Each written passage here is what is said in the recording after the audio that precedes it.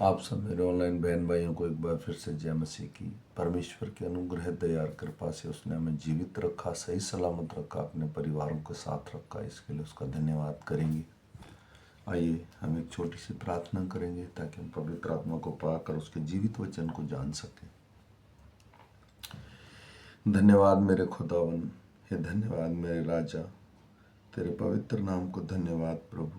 ये सुबह के सुंदर समय, आज पूर्वधान के दिन प्रभु जी तूने सही सलामत रखा मेरे राजा, ताकि प्रभु जी हम संसार में, हम परिवार में, हम सब चीज़ों में प्रभु जी जय पा सकें मेरे राजा, और प्रभु आनंद के साथ रह सकें प्रभु जी।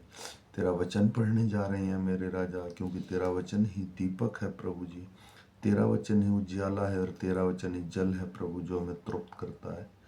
पवित्र आत्मा प्रत्येक हृदय को छू ले जो ऑनलाइन मेरा भाई बहन इसे सुने प्रभु जी, और उसके हृदय और मनों में काम करे, ताकि प्रभु जी तेरा वचन प्रभु सुनने और समझने की शक्ति दे प्रभु जी।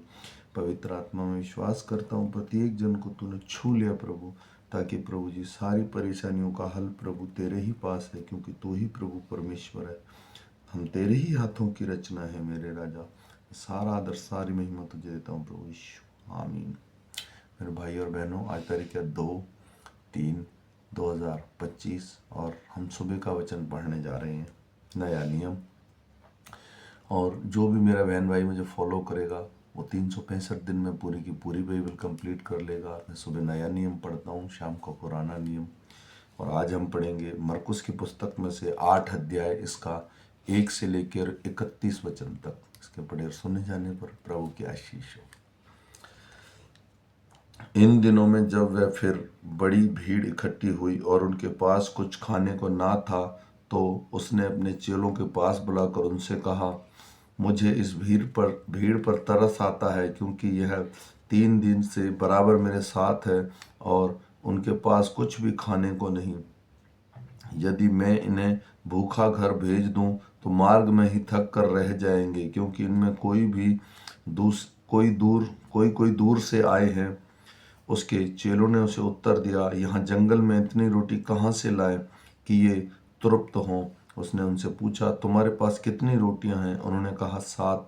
तब उसने लोगों को भूमि पर बैठने की आज्ञा दी, और वे 7 रोटियां ली और धन्यवाद करके तोड़ी और अपने चेलों को देता गया कि उसके आगे रखें, और उन्होंने लोगों के आगे परोस दिया। उन्होंने उनके पास थोड़ी सी मछलियां भी थी। उसने धन्यवाद करके उन्हें भी लोगों के आगे रखने की आज्ञा दी। वे खाकर तृप्त हो गए, और चेलों ने शेष टुकड़ों के 7 टोकरे भरकर उठाए, और लोग 4000 के लगभग थे। जब उसने उनको विदा किया और वह तुरंत अपने चेलों के साथ नाव पर चढ़कर दल मनुता प्रदेश में चला गया। फिर फरीसी आकर उसके वाद विवाद करने लगे और उसे जांचने के लिए उसमें कोई स्वर्गीय चिन्ह मांगा। उसने अपनी आत्मा में आह भरकर कहा, इस समय के लोग क्यों चिन्ह ढूंढते हैं? मैं तुमसे सच कहता हूँ कि इस समय के लोगों को कोई चिन्ह नहीं दिया जाएगा। और वह उन्हें छोड़कर फिर नाव पर चढ़ गया और पार चला गया। चेले रोटी लेना भूल गए थे और नाव में उसके पास एक ही रोटी थी। उसने उन्हें चिताया, देखो, फरीसियों के खमीर और हेरोदेस के खमीर से चौकस रहो। वे आपस में विचार करके कहने लगे, हमारे पास रोटी नहीं है। यह जानकर यीशु ने उनसे कहा, तुम क्यों आपस में यह विचार कर रहे हो कि हमारे पास रोटी नहीं? क्या अब तक नहीं जानते और नहीं समझते कि तुम्हारा मन कठोर हो गया है?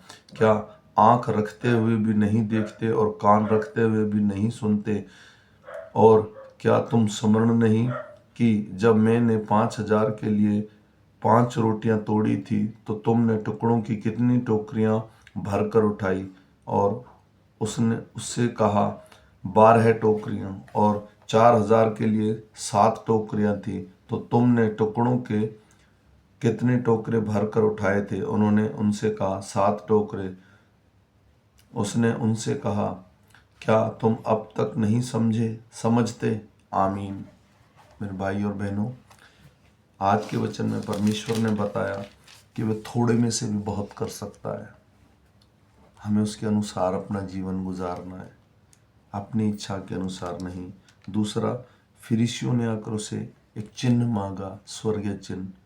परमेश्वर ने कहा तुम परमेश्वर का राज्य को ढूंढो, प्रभु यीशु ने कहा, न कि उनके चिन्हों को ढूंढो। तो इस विषय में मैं आशा करता हूँ कि आज का वचन ये हमारे हृदय और मनों में काम करेंगे। फिर मिलेंगे हम शाम के वचन के साथ। ये सबको शेयर कीजिए। सबको जय मसीह।